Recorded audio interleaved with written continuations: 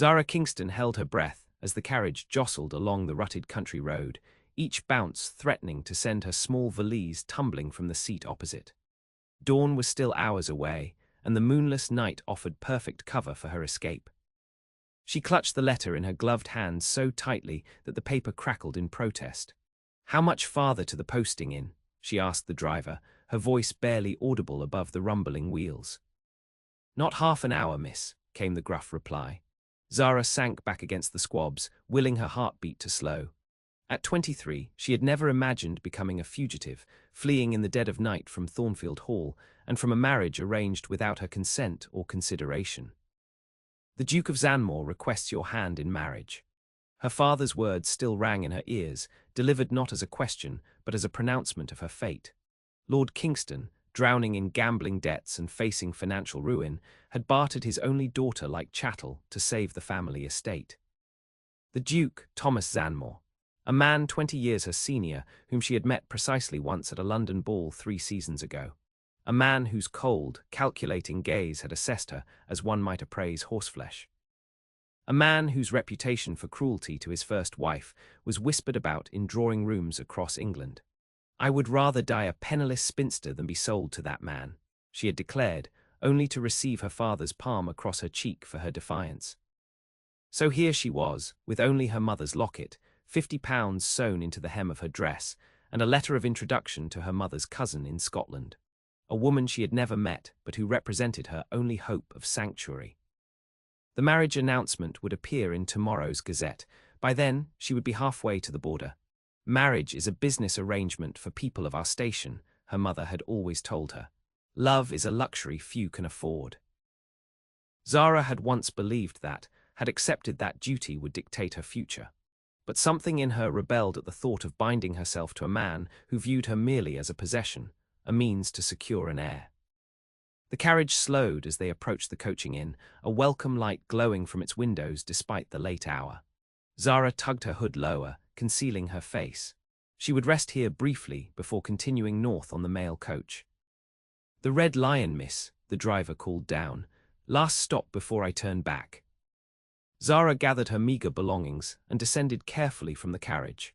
"Thank you," she said, pressing a coin into the man's weathered hand. "Please, if anyone should ask." "Never saw you, miss," he said with a knowing nod. "Godspeed." The inn's common room was nearly empty at this hour, with only a few travellers dozing by the hearth. Zara approached the innkeeper, requesting a private parlour and refreshment while she waited for the northbound coach. "Travelling alone, miss?" the innkeeper's wife asked, her expression a mixture of curiosity and concern. "My lady's maid was taken ill," Zara improvised smoothly. "I continue to my aunt's home in the north. The coach is expected soon, I believe." "Aye, within the hour," the woman confirmed. "Though it's unusual for a young lady of quality to travel unaccompanied." "Necessity sometimes overrules propriety," Zara replied with a tight smile. Settled in a small private parlour with a pot of tea, Zara allowed herself to breathe. She had done it, taken her fate into her own hands for the first time in her life. The realization was both terrifying and exhilarating. Her moment of peace was shattered by the inn door bursting open. Heavy footsteps crossed the common room, and a commanding voice addressed the innkeeper. "I seek a young lady travelling alone. Dark hair, green eyes. She may have passed through recently." Zara's blood turned to ice. That voice, deep, resonant, with the unmistakable authority of aristocracy. She had heard it only once before, but she recognized it instantly. The Duke of Zanmore had discovered her flight. She scrambled to her feet, looking frantically for an escape route. The parlour had only one door, leading directly to the common room where he now stood. The window was her only option. She unlatched it with trembling fingers and looked out, a drop of about 8 feet to a muddy courtyard. "I'm afraid I cannot divulge information about our guests, Your Grace," the innkeeper was saying, though his tone suggested his resolve was weakening. "Perhaps this might refresh your memory," came the Duke's reply, followed by the telltale clink of coins. Zara hitched up her skirts and swung one leg over the windowsill. Before she could complete her escape, the parlour door swung open. Time seemed to stop as their eyes met. Thomas Zanmore filled the doorway, his tall frame silhouetted against the light from the common room. At 43, he cut an imposing figure, broad-shouldered, with raven hair threaded with silver at the temples and piercing blue eyes that now widened at the sight of her poised for escape. "Lady Zara," he said, his voice surprisingly quiet, "this is hardly becoming behavior for my future duchess." Zara's chin lifted in defiance. "I am not your future duchess, your grace. I never agreed to this arrangement." Something flashed in his eyes. Was it amusement? Anger? She couldn't tell, but he made no move to enter the room. "And yet the bans have been read. The announcement is set for tomorrow's papers. Your father has signed the contracts." "My father does not own me," she retorted, though she remained perched awkwardly on the windowsill. "I refuse to be bartered to pay his gambling debts." The Duke tilted his head, studying her like a curious specimen. "You know of your father's debts." "I know everything," she said, though in truth she had only pieced together fragments of overheard conversations. "I know you need an heir, and that at your advanced age, you require a young bride to provide one. I know my father needs money, and that you have it in abundance. A simple transaction, with my life as the commodity being traded." For a long moment, he said nothing, and Zara was uncomfortably aware of how ridiculous she must look, half in and half out of the window, her skirts hiked up to her ankles. "Come down from there, Lady Zara," he finally said, his tone more weary than angry. "You'll break your neck, and then neither of us will get what we want." "What I want is freedom," she replied, but the fight was ebbing from her. Where could she run that he could not follow? His wealth and influence extended throughout England. "An hour," he said abruptly. "Give me 1 hour of conversation. After that, if you still wish to flee, I will provide you with a proper escort to wherever you choose to go." Zara narrowed her eyes suspiciously. "You would let me leave?" "I have no desire for an unwilling bride," he said, "contrary to whatever tales you may have heard about me." She hesitated, weighing her options. 1 hour of conversation seemed a small price for safe passage. "Very well," she said, carefully withdrawing from the window. 1 hour. He stepped into the room but left the door open, a gentlemanly gesture that surprised her. He did not take a seat but remained standing near the doorway, maintaining a respectful distance. "You mentioned my advanced age," he began, a slight curve to his lips that wasn't quite a smile. "I suppose 43 must seem ancient to a girl of, what, 20? 23, she corrected. "And it is not your age that concerns me, but the 20 years between us. What could we possibly have in common?" "Perhaps more than you imagine," he replied, "though I confess I find your spirit refreshing. Most young ladies of the ton would swoon at the prospect of becoming a duchess." Zara moved away from the window but didn't sit. "I am not interested in titles or status." "What are you interested in, Lady Zara?" "Beyond escaping arranged marriages, that is." The question caught her off guard. No one had ever asked about her interests before. "Books," she said after a moment. "History, philosophy, languages. I speak French and Italian, and I've been teaching myself Greek." She stopped, feeling foolish for revealing so much. Something in his expression shifted. An educated woman. How unconventional. "Yes, well, my governesses always complained I was more interested in books than deportment." She lifted her chin. "Another reason I would make an unsuitable duchess." "On the contrary," he said, "an intelligent companion would be most welcome." Zara frowned. "Is that what you seek, a companion?" "Among other things." His gaze was steady. "You mentioned you know everything about our arrangement, but I wonder if that's true. Did your father tell you I've agreed to settle all his debts in exchange for your hand?" "Of course. Why else would he insist on this match?" "And did he mention that I've also agreed to provide substantial dowries for your 3 younger sisters, ensuring they can make advantageous matches regardless of your father's financial situation?" Zara stared at him, momentarily speechless. "No," she finally managed, "he did not mention that." The Duke nodded, as if her answer confirmed something. "I thought not, just as he likely didn't mention that I've insisted on separate apartments for you at Zanmore Castle, with a private library stocked to your preferences." Her brow furrowed in confusion. Why would you do that? Because, Lady Zara, while this may be an arrangement of convenience, I have no desire to make you miserable. He took a step closer, his expression serious. I need an heir, yes. But I also need a duchess who can manage my estates, navigate society, and conduct herself with intelligence and dignity. Your father spoke highly of your capabilities, though apparently not of my provisions for your comfort. Zara's mind raced. Could this be true, or was he simply telling her what she wanted to hear to lure her back to London? What of your first wife? She asked bluntly. There are rumors. Ah, yes, the rumors. His jaw tightened almost imperceptibly. My first marriage was difficult. Caroline was melancholic by nature, prone to dark humors that not even the finest physicians could remedy.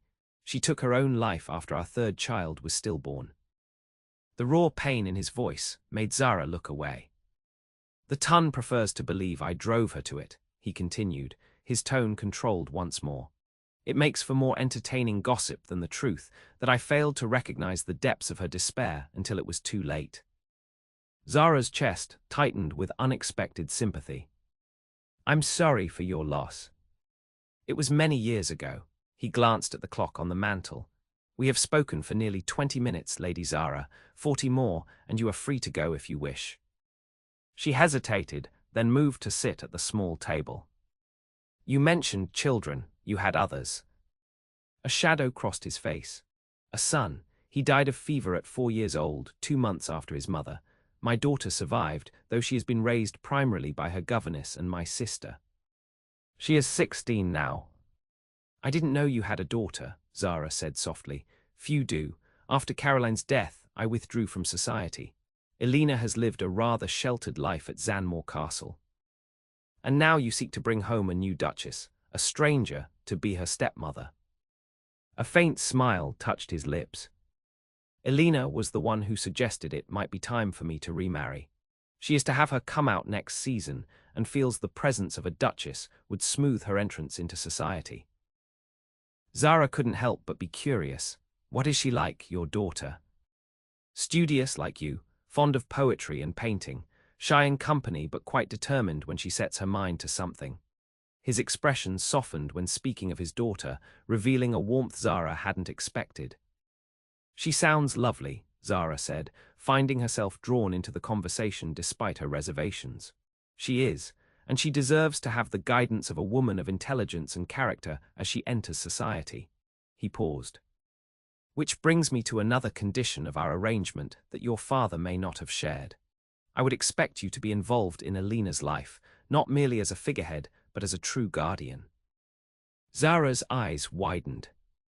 You would entrust your daughter's future to a woman you barely know. I would entrust it to the woman I have chosen to be my duchess, he corrected. I did not select you at random, Lady Zara. I observed you during your seasons in London. You maintained your dignity despite your father's notorious behavior. You devoted yourself to your sister's well-being. You were kind to those beneath your station. These qualities speak more to your character than any beauty or accomplishment. Heat crept into Zara's cheeks at his assessment. You make me sound far more virtuous than I am. Perhaps you undervalue yourself. He glanced again at the clock. 30 minutes remain. Shall I tell you what else I know of you? She nodded, both apprehensive and curious. You visit the lending library on George Street every Thursday at precisely 2 o'clock. You prefer history to novels, though you have a weakness for poetry. You walk in the park each morning regardless of weather. You volunteer at the orphanage on Lamb Street, though you tell your family you are attending tea with friends. Zara stared at him in astonishment. How could you possibly know all that? I make it my business to know everything about matters that concern me, he replied simply. And you, Lady Zara, have concerned me greatly these past months. You've been watching me, she said, unsure whether to be flattered or alarmed. I've been learning about you, he corrected, as I would hope you might wish to learn about me before judging me unfit as a husband. His words struck a chord of truth that made Zara uncomfortable. She had indeed judged him based on rumors and assumptions. Tell me then, she said, meeting his gaze directly, what should I know about you? For the first time, he seemed momentarily at a loss for words. He moved to the chair opposite her, but didn't sit. I am a widower of 15 years who has not looked for a wife until necessity demanded it. I manage 7 estates and have increased their productivity threefold. I sit in the House of Lords and advocate for agricultural reform and improved conditions for tenant farmers. I collect rare books, particularly ancient texts on astronomy and navigation. I despise most social functions but attend them out of duty. I have not danced since my wife's death. He paused. And I have no talent for courtship or romantic gestures, as you might have gathered. The stark honesty of his self-assessment surprised her. There was none of the pomposity she associated with men of his rank, just a straightforward accounting of his character. "Why me?" she asked suddenly. "Surely there are dozens of young ladies with larger dowries, better connections, more accomplished in the social graces." He considered her question seriously. "There are certainly women with more conventional qualifications, but I've observed how you look at the world, with curiosity and compassion, how you engage with ideas rather than merely parroting opinions. How fiercely you protect those you care about." His voice lowered slightly. "Those are qualities I value far more than a substantial dowry or the ability to perform a flawless quadrille." Zara felt something shift inside her, a small crack in the wall of her resistance. "And what of affection? Do you believe that might be possible between us?" "I believe mutual respect can grow into affection," he said carefully. "I do not expect passion from an arranged marriage, nor should you. But I do believe two people of compatible minds and complementary temperaments can build a satisfying life together." It was the most pragmatic, unromantic proposal she had ever heard, and yet, strangely, the most honest. "10 minutes remain, Lady Zara," he said, glancing at the clock. "Have I persuaded you, or shall I arrange your escort north?" Zara studied him, this man who had tracked her down in the night, not to drag her back forcibly, but to offer her a choice. A man who spoke of books and duty, who had watched her from afar and seen qualities others overlooked. "If I were to consider returning," she said slowly, "I would have conditions of my own."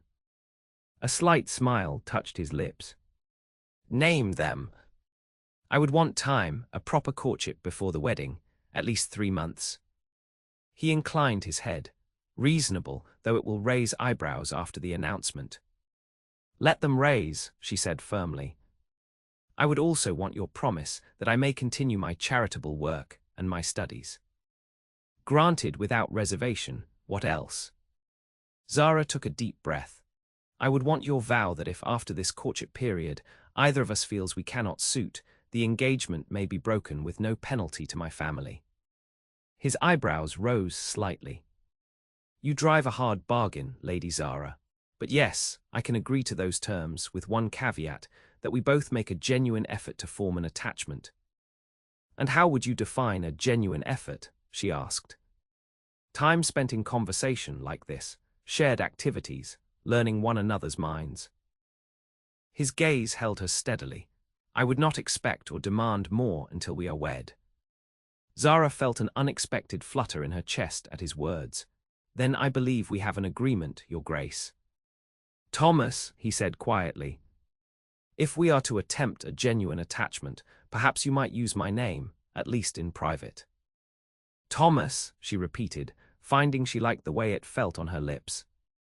"Then you must call me Zara." He smiled, a real smile that transformed his austere features and made him appear years younger. "Zara it is." He held out his hand to her. "Shall we return to London together and face the wolves of society?" She placed her gloved hand in his, noting the warmth and strength of his grip. "Yes, though I imagine will cause quite the scandal," the runaway bride returned. "Let them talk," he said, his eyes never leaving hers. "We shall give them much more to gossip about in the coming months, I expect." As they left the inn together, Zara felt a curious mixture of trepidation and hope. She had set out to flee a marriage of convenience, only to find herself walking willingly into a different kind of arrangement altogether, one based on honesty, mutual respect, and the possibility of something more.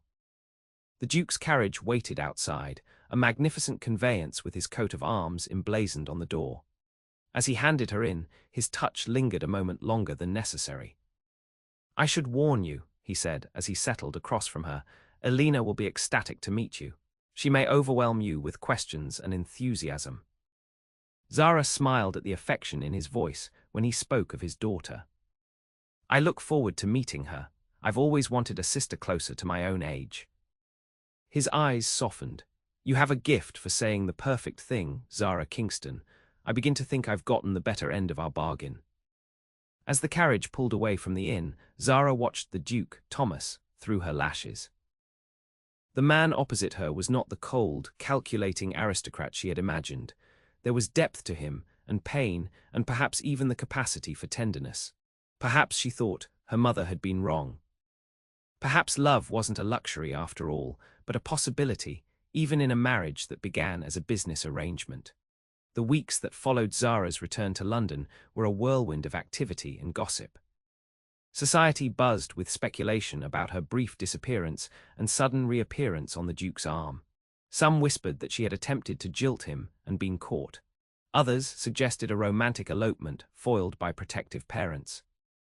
The truth, that she had fled an arrangement made without her consent, only to choose it freely after honest conversation, was far less sensational than the tales circulating through drawing rooms across Mayfair. True to his word, Thomas insisted on a proper courtship. Each day he called at the Kingston townhouse, sometimes taking Zara for drives in the park, other times simply sitting with her in the drawing room, discussing books or current events. Her parents were baffled by this development, but dared not object, so desperate were they for the match to proceed. "I don't understand why he bothers with all this attention," her mother remarked one afternoon after Thomas had departed. "The contracts are signed. You're as good as married already." Zara merely smiled, unwilling to explain the private understanding between herself and the Duke. Let her mother think Thomas was simply following a quaint tradition. The truth was far more complex. They were cautiously building something neither had expected, a genuine connection. A month into their courtship, Thomas brought his daughter to meet her. Elena Zanmore was a slender girl with her father's dark hair and intense blue eyes, though hers held a youthful shyness his lacked. "Lady Zara," she curtsied perfectly, her voice soft. "Father has told me so much about you." "All good things, I hope," Zara replied warmly, immediately charmed by the girl's earnest manner. "He says you're the most intelligent woman he's ever met," Elena said with refreshing frankness. "And that you speak 3 languages and read philosophy for pleasure." Thomas cleared his throat, looking momentarily discomforted. "Elena, perhaps Lady Zara doesn't need to hear my every private comment." Zara laughed, delighted by this evidence that he spoke of her with admiration. "On the contrary, I find it most illuminating. Please, Elena, what else has your father said of me?" The girl glanced at Thomas, who gave her a resigned nod. "He says you have courage and conviction. That you're not afraid to stand up for what you believe, even to him." She lowered her voice confidentially. "That's very rare, you know. Most people are terrified of disagreeing with father." "Are they?" Zara asked, raising an eyebrow in Thomas's direction.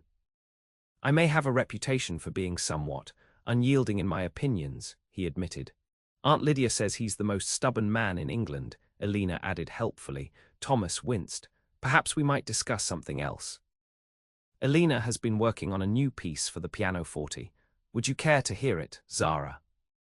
As Elena played, quite beautifully, Zara observed the way Thomas watched his daughter with quiet pride. It was a side of him the ton never saw. The devoted father behind the forbidding Duke. When Elena finished, Zara applauded warmly. "That was lovely. Did you ever play, Your Grace?" "Thomas," he reminded her gently. "And no, I fear I have no musical talent whatsoever." Elena inherited her gifts from her mother. A shadow crossed his face at the mention of his late wife, but it passed quickly. "Father is being modest," Elena said. "He may not play, but he has the finest singing voice. He used to sing me to sleep when I was small."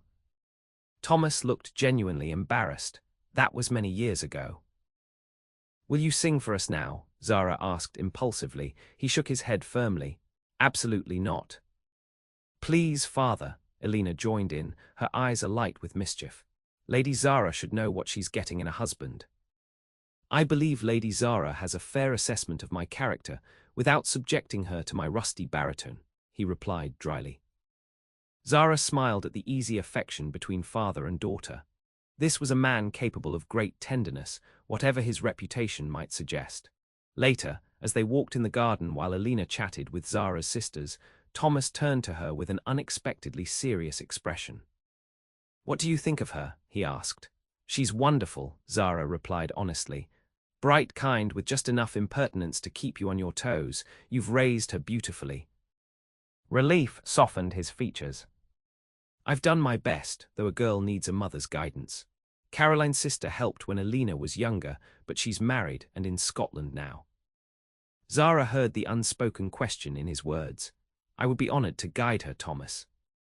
Not as a replacement for her mother, but as someone who cares for her well-being." He took her hand, his thumb brushing lightly over her knuckles. "Thank you, your understanding means more than I can express." The touch of his hand sent an unexpected warmth through her veins. This wasn't part of their arrangement, this fluttering in her chest whenever he looked at her with those intense blue eyes, this awareness of him as a man rather than merely a title and a fortune. "May I ask you something personal?" she ventured.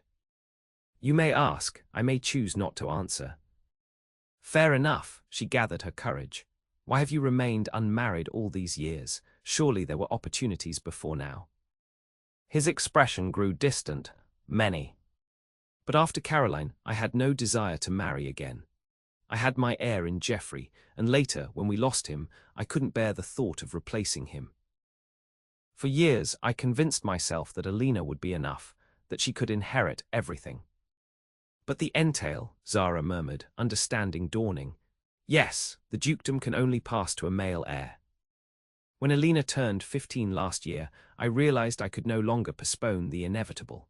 If I die without a son, the title passes to my cousin Walter, a dissolute gambler who would run the estates into the ground within a year." His jaw tightened. "I will not leave Alina at his mercy, nor the tenants who depend on Zanmore for their livelihoods." "So you began looking for a wife," Zara said softly. "I made inquiries," he corrected, discreetly. "Your father was actually the third to approach me, not the other way around." This surprised her. "He sought you out?" Thomas nodded. "He caught wind of my search and offered your hand, along with exaggerated tales of your accomplishments and beauty." A faint smile touched his lips. "Though having met you, I find his descriptions actually fell short of reality." Zara felt her cheeks warm at the unexpected compliment. "You flatter me." "I speak the truth as I see it." His gaze held her steadily. "Beauty fades, Zara. I sought a woman of substance, someone with the strength of character to stand beside me, not behind me. Someone who could be a true mother to Alina and a partner to me." "And you believe I am that woman?" she asked, her voice barely above a whisper. "I believed it when I agreed to your father's proposal. I believe it even more now that I've come to know you." His hand tightened slightly around hers. "The question is, what do you believe?" Before she could answer, Alina and her sisters rounded the corner of the garden path, their laughter breaking the intimate moment. Thomas released her hand, but his eyes conveyed that the question remained open, and that he awaited her answer with more than passing interest. As summer faded into autumn, Zara found herself increasingly drawn to the complicated man behind the ducal title. Their conversations ranged from literature to politics, from estate management to child-rearing philosophies. They disagreed often and vigorously, she favoring progressive reforms, he more cautious about change, but he always listened to her opinions with genuine respect. On a crisp October afternoon, Thomas invited Zara to visit Zanmore House, his London residence. Properly chaperoned by her mother and eldest sister, she entered the grand mansion with curiosity. "It's rather austere, I'm afraid," he apologized as they toured the formal reception rooms. "I've changed little since Caroline's time." Indeed, the house had a sombre, masculine quality, dark woods, heavy draperies, and a notable absence of feminine touches. "It has good bones," Zara observed diplomatically, "though perhaps some lighter fabrics would bring warmth to these rooms." Thomas looked around, as if seeing the space through her eyes. "You would be free to make whatever changes you wish," should you become mistress here. Should, she echoed, noting his choice of words. His eyes met hers. I promised you the right to withdraw if you found the arrangement unsatisfactory. 2 months have passed. Do you wish to exercise that right, Zara? Her mother, overhearing, made a small sound of distress before being diplomatically led away by Zara's sister. Left momentarily alone in the grand salon, Zara considered his question carefully. The courtship period had revealed a man far more complex than she had initially judged him to be. She had discovered his dry wit, his fierce intelligence, his unwavering devotion to his daughter and his tenants. She had also glimpsed his pain, the grief he still carried for his lost wife and son, carefully hidden beneath his controlled exterior. Most surprising of all, she had discovered her own growing feelings for him, feelings that went beyond respect or compatibility into territory she had never expected to explore in an arranged marriage. No, she said finally. I do not wish to withdraw. Relief flickered in his eyes. I'm glad to hear it. But I wonder, she continued, gathering her courage, if your offer still stands only out of duty and necessity, or if perhaps your own feelings have evolved during our acquaintance. Thomas stepped closer, his voice lowered for her ears alone.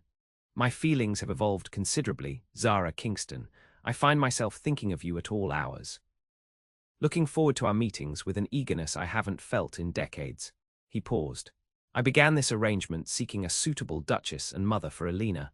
I find myself now wanting a wife, specifically you, for entirely different reasons. Zara's heart quickened at his words. What reasons might those be? I believe you know. His gaze dropped briefly to her lips before returning to her eyes, but it would be improper to elaborate further before our wedding. The heat in his gaze made her breath catch.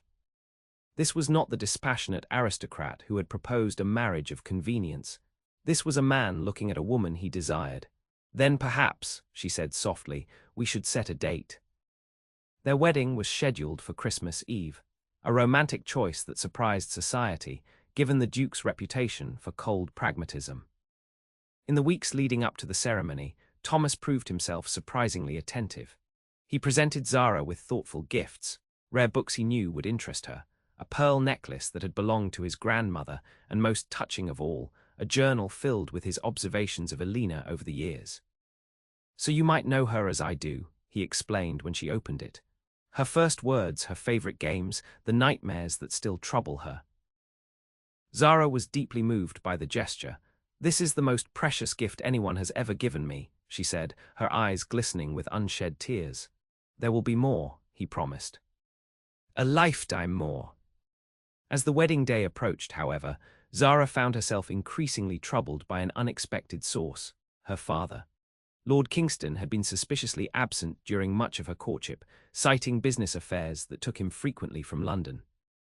When he did appear, he seemed nervous in Thomas's presence, his usual bombastic personality subdued. 3 days before the wedding, Zara overheard an argument between her parents that sent a chill through her blood. He'll discover the truth eventually, her mother was saying, her voice tight with anxiety. When he does, he'll ruin us. He won't discover anything if you keep your mouth shut, her father retorted. The papers are signed. Once they're married, it won't matter what he finds out. He won't embarrass his own duchess by exposing her father. What if Zara learns of it? Do you think she would keep such a secret from her husband? Zara knows nothing and will continue to know nothing. The matter is settled. Zara retreated silently from the door, her mind racing. What truth was her father hiding? What deception had he perpetrated that he feared Thomas would discover? That evening, she called at Zanmore House unannounced and unaccompanied, a shocking breach of propriety that caused the butler's eyebrows to rise nearly to his hairline. Lady Zara. His Grace is in his study, but without a proper chaperone. This is a matter of utmost urgency, she interrupted. Please inform him I am here. Minutes later, she was shown into Thomas's book-lined study. He rose from behind his desk, surprise evident on his face. Zara, is something wrong? You look pale. She closed the door behind her, ignoring propriety. Thomas, I must ask you something, and I need your complete honesty. His expression grew serious. Of course. What business arrangements have you made with my father? The complete truth, if you please. Thomas's eyes narrowed slightly. What has prompted this question? Please, she urged. I need to know. He studied her for a moment, then gestured for her to sit. Very well. As you know, I agreed to settle your father's existing debts in exchange for your hand. Additionally, I committed to providing dowries for your sisters. And was there anything else, anything my father might fear you discovering? Thomas went very still. Why do you ask this, Zara? She related the conversation she had overheard, watching his expression darken as she spoke. I see, he said when she finished, his voice dangerously quiet. It seems Lord Kingston has been less than forthcoming with both of us. What has he done? She asked, dreading the answer. Thomas moved to the window, his back to her. Your father approached me, initially with an investment opportunity, a diamond mine in South Africa. He claimed to have inside information about its potential and sought my financial backing. I declined, preferring to focus on domestic investments. He turned to face her. When he subsequently offered your hand in marriage, I assumed the two matters were unrelated. Now I wonder if perhaps he used my name to attract other investors, suggesting my involvement when there was none. Zara felt sick. That would be fraud. Yes, it would. Thomas's expression was grim. And it would explain his nervousness in my presence. He fears I'll discover he's been trading on my reputation. If this is true, he could face imprisonment, Zara whispered, the reality of the situation sinking in. At minimum, financial ruin and social ostracism. Thomas studied her face carefully. This puts you in an untenable position, Zara. I understand if you wish to postpone the wedding while I investigate further. She shook her head firmly. No, my father's possible crimes are his own. They have nothing to do with my feelings for you or my commitment to our marriage. Something softened in Thomas's eyes. Your loyalty does you credit, but are you certain you can bear the scandal if this becomes public? Your family name could be irreparably damaged. My concern is for my mother and sisters, not for my father if he has indeed committed fraud, she said honestly. Would you help protect them, regardless of what happens with him? Without hesitation, he promised. Your sister's dowries are secure, and your mother will always have a home with us if needed. Relief washed over her. Thank you, then I see no reason to delay our wedding. She met his gaze steadily. Unless you wish to reconsider marrying into such a family. Thomas crossed to her and took her hands in his. Zara Kingston, I am not marrying your family. I am marrying you, a woman of extraordinary integrity and courage. His voice lowered. A woman I have come to love. Her heart seemed to stop at his words. Love. A smile touched his lips. Yes, love, an unexpected development in our business arrangement, I admit. When? She whispered. I'm not entirely sure. His thumbs traced circles on her palms. Perhaps that night at the inn, when you were prepared to climb out a window rather than be forced into marriage. Perhaps during our conversations about books and ideas. Perhaps watching you with Alina. His eyes held hers. All I know is that somewhere along the way, duty and necessity transformed into something far more profound. Tears pricked at Zara's eyes. I love you too, she admitted. I never expected to, never thought it possible in an arranged marriage. But I do, Thomas, with all my heart. He drew her to her feet and into his arms. Then nothing else matters. Whatever comes, we will face it together. Their first kiss was tender, a gentle exploration that quickly deepened into something more urgent. When they finally broke apart, both were breathing unsteadily. 3 more days, he murmured, pressing his forehead to hers. 3 days, she agreed, reluctantly stepping back, and then a lifetime. The truth about Lord Kingston emerged the very next day. A group of angry investors arrived at the Kingston townhouse, demanding the return of their money and threatening legal action. The diamond mine, it seemed, had been nothing more than an elaborate swindle. Lord Kingston had fled in the night, leaving his family to face the consequences of his crimes. Thomas moved swiftly, using his considerable influence to shield Zara's mother and sisters from the worst of the scandal. He publicly disavowed any connection to the fraudulent scheme and made arrangements to compensate the most vulnerable of the defrauded investors, elderly widows and retired military officers who had lost their life savings. Society buzzed with speculation about whether the Duke would withdraw from the marriage in light of the scandal. When the wedding proceeded as planned on Christmas Eve, it was the most talked-about event of the season. Zara walked down the aisle of St. George's Church on Thomas's cousin's arm, her head held high despite the whispers that followed her. She wore a gown of ivory silk with seed pearls sewn into the bodice, her mother's locket around her neck, and a simple wreath of winter roses in her dark hair. Thomas waited at the altar, his face transforming with naked adoration when he saw her. Beside him stood Elena, serving as witness, her young face shining with happiness. "You look beautiful," Thomas whispered when she reached him. "And you look like you're about to cry," she whispered back, squeezing his hand. A smile tugged at his lips. "Dukes do not cry at their own weddings. It would cause a scandal." "One more won't matter," she replied, making him chuckle softly.